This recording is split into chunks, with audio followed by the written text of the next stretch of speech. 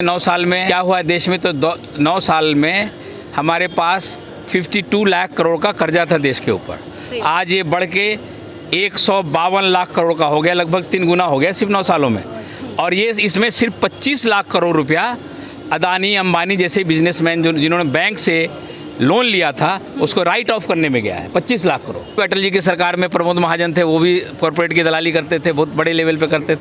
अभी अमित शाह और मोदी स्वयं कॉरपोरेट की दलाली करते हैं। सरकार के पास है क्या? कुछ नहीं है, नौकरी देने के लिए भी नहीं है, ना कोई BSNL है, ना एयरपोर्ट है, ना रेलवे है, तो है क्या उसके पास? सब बेच दिया। देश में कहा गया देश में हिंदुत्व जाग रहा है। 80,000 करोड़ का सोनिया गांधी के पास प्रॉपर्टी है, उनके इलेक्शन मैनिफेस्टो में दिया है 2-2.5 करोड़ का। और लोग उनके बीजेपी वाले कह रहे 80 लाख करोड़ की प्रॉपर्टी है सोनिया गांधी एंड कंपनी को। लालू यादव के बारे में कह रहे 3,000 करोड़ उनके पास है। तो हम लोग को ना पार्टी नहीं होना चाहिए, पार्टी के समक्ष एक साइड नहीं होना चाहिए। हम लोग को अपनी नैतिकता से सोचना चाहिए, क्योंकि हम लोग का लोकतंत्र क्या होता है सबसे पहले लोगों को ये समझना चाहिए। आम पब्लिक ही बोल रहे हैं कि फिर इस बार पलटू चाचा पलट कर जाएंगे बीजेपी में। ये असंभव सी बात है। बीजेपी के जो लोग हैं वो भी कहते हैं मोदी जी को कि जुमला पार्टी है, लेकिन आम पब्लिक भी कह रही है कि जुमला पार्टी है। क्या चाचा सही बात है? बिल्कुल सही बात है। कैसे सही बात है? कैसे आप 9 साल उसने राज चलाया, 9 साल में कितना वादा किया और कितना पूरा किया? लेकिन 9 साल में तो वो पूरा का पूरा अपना बायोडाटा दिखा रहे कि हम ये योजना दे दिए, हम वो योजना दे दिए। पूरे देश को बेच दिए। बचा क्या है? सरकार के पास है क्या? मोदी जी का जो योजना सरकार के पास, मैं पूछ रहा हूँ, सरकार के पास है क्या? कुछ नहीं है, नौकरी देने के लिए भी नहीं है, ना कोई BSNL है, ना एयरपोर्ट है, ना रेलवे है, तो है क्या उसके पास? सब बेच दिया। मनमाना पैसा ले रहा तो है, आम जनता के लिए कुछ रहने कुछ नहीं रहा। आप मान लीजिए एयरपोर्ट पर मिलेगी। जब सरकार के पास नहीं कुछ रहेगा तो नौकरी आपको देगी? ये बताइए। मतलब जब सरकार के पास है ही नौकरी का वो भी नहीं। 9 साल में जो पूर्वजों ने बना के रखा था मोदी के अंदर में हाँ। मोदी ने 20 साल बीजेपी के नेता 20 लाख नौकरी का घोषणा किया था, बिल्कुल। और तेजस्वी यादव किया था 10 लाख का। हाँ। उसमें 5-6 लाख 4 लाख तेजस्वी यादव कर चुका है। तेजस्वी और उसको जैसे जैसे डाटा आएगा वो करेगा। मतलब RJD की सरकार में नौकरी मिल रहा है, मिल रहा है। आप पूछ लीजिए, अभी एक टीचर वाला हुआ है, सारा मिल रहा है। हो सकता है चुनाव नजदीक है तब मिल रहा है, क्या सही बात है? नहीं, ऐसा नहीं है। ये देश में पहली बार हुआ है कि एक विज्ञापन पर और इतनी जल्दी प्रोसेस करके 1,20,000 लोगों को ज्वाइनिंग लेटर दिया गया है। और वो भी एक अच्छी सैलरी में, कोई पैकेज पे नहीं, वो उनको अनुबंध पे नहीं रखा गया है, एक बेसिक सैलरी पे रखा गया है। ये देश में पहली बार हुआ है जब से देश आज़ाद हुआ है, जब से।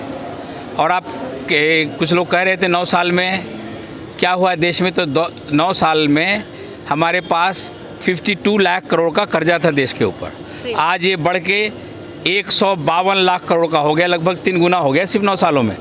और ये इसमें सिर्फ 25 लाख करोड़ रुपया अदानी अंबानी जैसे बिजनेसमैन जिन्होंने बैंक से लोन लिया था उसको राइट ऑफ करने में गया है 25 लाख करोड़।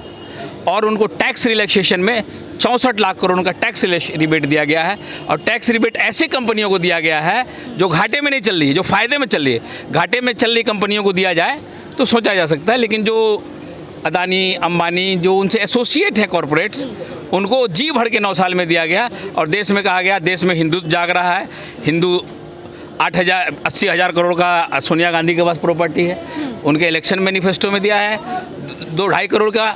और लोग उनके बीजेपी वाले कह रहे 80 लाख करोड़ की प्रॉपर्टी है सोनिया गांधी एंड कंपनी को। लालू यादव के बारे में कह रहे 3,000 करोड़ उनके पास है, ढूंढ के अभी दिखाए। उन्होंने अभी तक लालू यादव ने 6 या 7 करोड़ का, उनकी पूरी फैमिली ने दिया है एफिडेविट। 6-7 करोड़ की पूरी प्रॉपर्टी हमारे पास, जिसमें उनको दूध से आय दिखाया गया है 6-5 करोड़ रुपया। दूध का व्यवसाय है उनका, बड़ा व्यवसाय है। बीजेपी में जो जा रहा है ना, उसके लिए कोई मुद्दा नहीं है। TMCS का नेता समुद्र अधिकारी, वो बीजेपी में गया तो उसका पर कोई ED/CD नहीं है। अच्छा। अगर दूसरा पार्टी का आदमी है तो उस पर ED/CD लगा दो, सब पे लगा दो। आपको जानकारी है, आप मीडिया वाले भाइयों बंधुओं, आपको जानकारी है कि जब समुद्री अधिकारी और कोई TMCS का नेता था उसमें, तो उस पर ED/CD लग गया।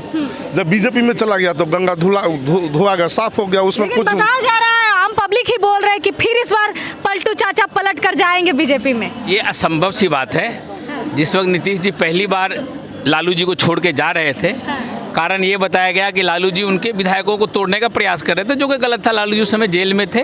कुछ लोगों ने अफवाह फैलाई कि 40 MLA 42 MLA जदयू के तोड़ के राजद की सरकार बनाई जा रही है। वो अपने एमएलए को बचाने के डर से वो गए थे, और जब उनको बाद में पता चला कि ऐसी कोई कोशिश नहीं हो रही थी, तो 3-4 महीने के बाद ही उनकी और लालू प्रसाद यादव की बातें हो रही थी कि हम वापस आना चाहते हैं, आप लोग कब कोई शुभ मुहूर्त खोजिए।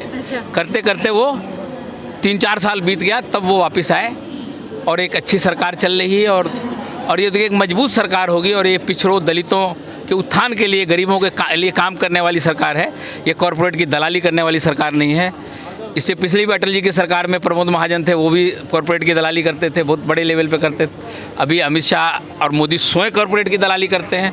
मैंने बता दिया, ये 9 सालों में 25 लाख करोड़, पिछले 10 मनमोहन सिंह के 10 साल में 1,25,000 करोड़ का राइट ऑफ हुआ है लोन, लेकिन वो सिर्फ 125, और यहाँ 25 लाख करोड़ का बताने के बाद भी ये देश हित की बात करते हैं। बोलते देश में 23 कंपनियाँ इनके प्राइवेटाइजेशन हो गई, उनको लाइन में दे दिया गया, हमारी करीब 150 रेलवे स्टेशंस को दे दिया गया, 450 रेलगाड़ियाँ प्राइवेट कर दी गई, एयरपोर्ट, सी पोर्ट, कोल, सीमेंट जो सरकार के अधीन थी उसमें मैक्सिमम अदानी को दे दी गई है। मतलब जो केंद्र सरकार के हाथ में था सब प्राइवेट कर दिया। इलेक्ट्रिसिटी में टाटा आ गई, टाटा भी आई है, अदानी पावर भी आया है, रिलायंस एनर्जी भी आई है।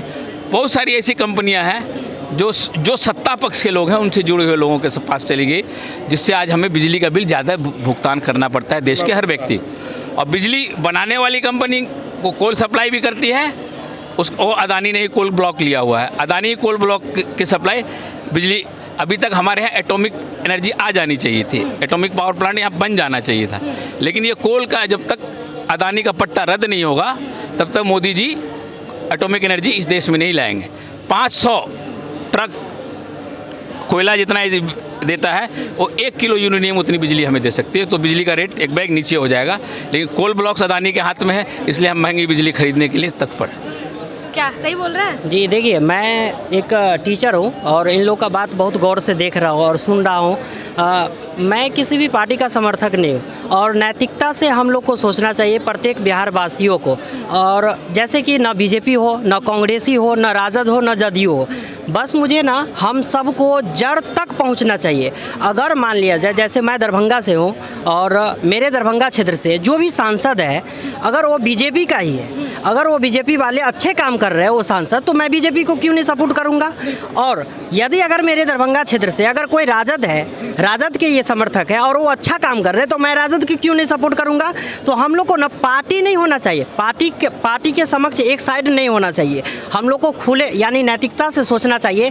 चूँकि हम लोग का लोकतंत्र क्या होता है, सबसे पहले लोगों को ये समझना चाहिए कि लोकतंत्र का अर्थ क्या होता है। हम लोग को इतना क्या मतलब है कि अडानी क्या है, अंबानी क्या है, ये चीज़ कुछ भी नहीं करने का। ऐसे में देश हमारा और साथ में हमारे जो बिहार है ये और पीछे चला जाएगा। हम लोग को नैतिकता से सोचना चाहिए हर एक वो चीज़ को जो हम लोग को जड़ तक पहुंचना चाहिए। आप लोग को जानकारी के लिए बता दूं, मुखिया को 5 साल में 9 करोड़ का फंड आता है। कोई बता दे बिहारवासी कि 5 साल में 9 करोड़ में कितना इन्वेस्ट होता है हम लोग के क्षेत्र में। हम लोग पहले जड़ को क्यों नहीं पकड़ रहे हैं इस क्षेत्र में। सबसे पहले हम लोग को जड़ को पकड़ना पड़ेगा, तब जाकर हमारा बिहार बहुत आगे जाकर बढ़ेगा। और बस मैं बिहार वासियों से यही गुजारिश करना चाहता हूँ कि हम लोग ना बस सोचते हैं कि कैसे भी करके चलो समय पास हो रहा है। जैसे मैं अभी दोस्त का शादी था MP में, वहाँ से आ रहा हूँ, तो मैंने देखा बिहार वासियों सबको नीचे में ट्रेन में बैठा हुआ है और वो सब कैसे कैसे जा रहा था, मुझे कुछ समझ में नहीं आ रहा था। ये बात नहीं उठाएगा वो लोग,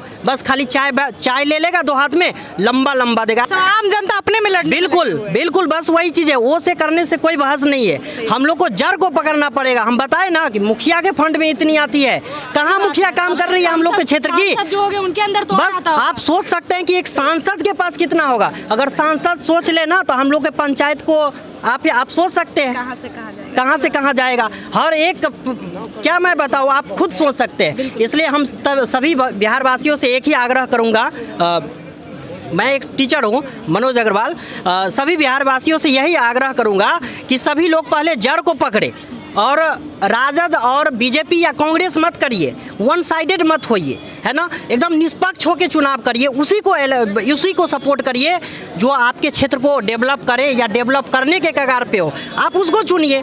मुझे कोई बीजेपी कांग्रेस से कोई मतलब नहीं है। देखिए तमाम जो चीज़ है और आम पब्लिक का बयान क्या है वो बाखूबी आप लोग समझ रहे हैं। और हमारा जो बात था कि मोदी जी आएंगे या तो फिर किस पार्टी आएगी, क्योंकि चुनाव का जो इलेक्शन का नज़दीकियाँ वो बढ़ती ही जा रही है और बहुत ही करीब हो रहा है। तो सभी पार्टियां अपने आप में एक बनाने में लगे हुए कि हम जीतेंगे, लेकिन आम जनता किसको जिताती है ये मुद्दा अहम होता है, क्योंकि आम जनता की ही वोट से आप जीतते हैं तो ये मुद्दा सबसे बड़ी होती है।